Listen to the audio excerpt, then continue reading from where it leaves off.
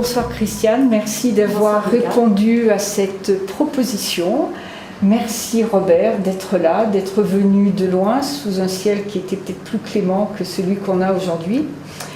J'ai rencontré Robert il y a 2 ans lors d'une exposition artistique côté de Toulouse, on peut dire ça. Nous étions voisins, et puis Christiane, parce qu'elle m'a été présentée par un ami peintre, albino. Donc je suis désolée de ce temps déplorable, et j'aimerais un petit peu savoir, Christiane, pourquoi tu as fait ce travail ? Alors pourquoi j'ai fait ce travail sur les pierres ? En fait, j'ai fait il y a, je crois que c'était 2-3 ans, une exposition en Italie. C'était une exposition itinérante qui était à Albenga, à Andorra, et le troisième, qu'est-ce que c'est ? Je ne sais plus, c'est dans ma vie. Et c'était une exposition sur Madre Terra. Et donc c'était pour chacun, pour montrer le regard qu'on avait sur la nature. Et j'ai voulu montrer en fait que la nature était tellement forte qu'elle passait au travers du béton, des pierres. Et donc j'avais fait une installation de peinture d'abord, 4 tableaux qui étaient au sol, qui représentaient des pierres.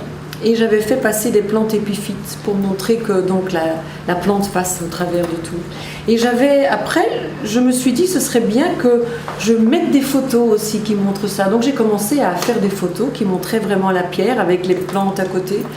Et de ce fait, j'ai commencé un petit peu à me balader, le nez par terre. Et j'ai trouvé des tas de choses dans les pierres. Et je me suis dit, mais je pense que la plupart des gens ne voient pas ça. Et voilà, j'ai aimé montrer tout ce que j'y trouvais, tous des petits clins d'œil, tous des messages pour moi. Moi, j'y suis très sensible parce que, je suis peintre et bon nombre de mes peintures, de mes grandes peintures, justement, sont faites avec des pierres écrasées, avec des vues de minéraux, des vues de le tellurisme, ce genre de choses, et c'est tout le travail que je suis en train de faire. Donc c'est pour ça que ce travail, moi, me fascine. Maintenant, je vais me tourner vers Robert, et j'aimerais que ce soit toi qui présente ta non-définition de photographe. Ah, ma non-définition de photographe. C'est vrai et faux à la fois, parce que je me présente toujours comme photographe et faiseur d'images, parce que la photographie est pour moi la base de tout mon travail, et ensuite faiseur d'images parce que je donne à voir et à imaginer autrement non seulement ma propre photographie, mais aussi la représentation de la photographie que l'on a en tête. Et donc je viens faire plus dans ce cas-là de la création d'images et donc de la création photographique, mais toujours à partir de ma propre photographie qui a toujours été imaginée sous cette forme-là. Voilà ma définition de photographe et faiseur d'images, parce que c'est aussi de l'artisanat. On travaille d'abord derrière son appareil, derrière son viseur, mais où on travaille après, bien sûr, derrière son ordinateur, et puis on fait parler son imagination pour donner à voir et à regarder autrement. Et puis il est intéressant d'utiliser les nouvelles technologies dans un travail artistique. Donc retravailler sa photo, pour moi, rentre tout à fait dans le cadre d'une expression artistique contemporaine. Et la photographie ne devrait pas être figée. Le travail de Christiane, justement, le montre. Ne pas être figé, aller voir des choses que les autres ne voient pas, des choses qui ne se remarquent pas tout de suite, et recréer, parce que tout à l'heure sur une photo, Christiane me disait que c'était une toute petite pierre, et en regardant la photographie, on a l'impression que c'est pratiquement une tête de l'huile de Pâques. Oui. Donc c'est une réinterprétation par le cadrage, par la taille du développement, de quelque chose qui doit avoir une taille minuscule et tout d'un coup nous paraît gigantesque. Ouais, ça, c'est une double poésie, une double lecture de ce que toi tu as vu. Et en fait, ça prend sa forme vraiment au moment où on prend la photo, au moment où on donne la dimension, où on fait le cadrage, il y a quelque chose qui commence à vivre. Sinon, c'est quelque chose qui fait partie d'un tout. Alors bon, moi je suis désolée de ne pas vous avoir permis de montrer tout votre travail, mais mon local est petit, mais on fera d'autres choses parce que toi tu as d'autres thèmes, Christiane, et Robert également, il a tout un travail sur le port de Sète qui est magnifique également, absolument superbe. Et puis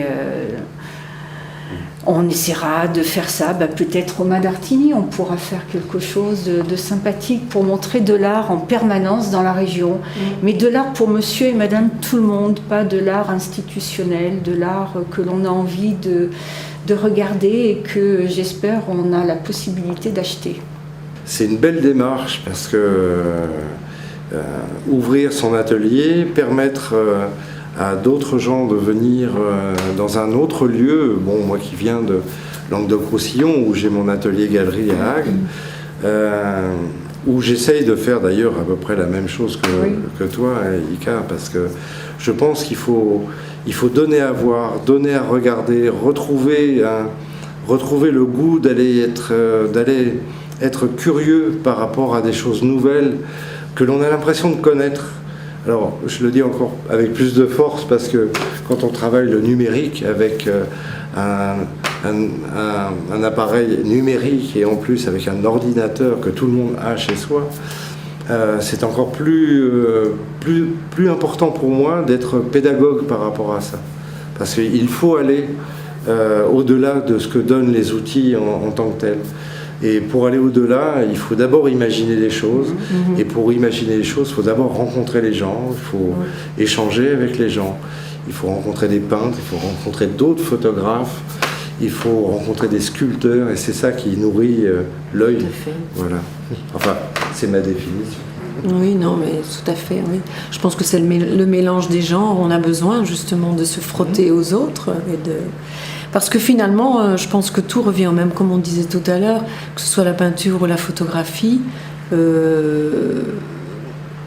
C'est la même chose qu'on veut exprimer. On peut l'exprimer par la photo, par la peinture, mais c'est vraiment ce qui vit en nous, de toute manière. Donc voilà, c'est bon de pouvoir montrer ça. Moi, en tant que simplement peintre, je dirais que le photographe, lui, amène à regarder autre chose.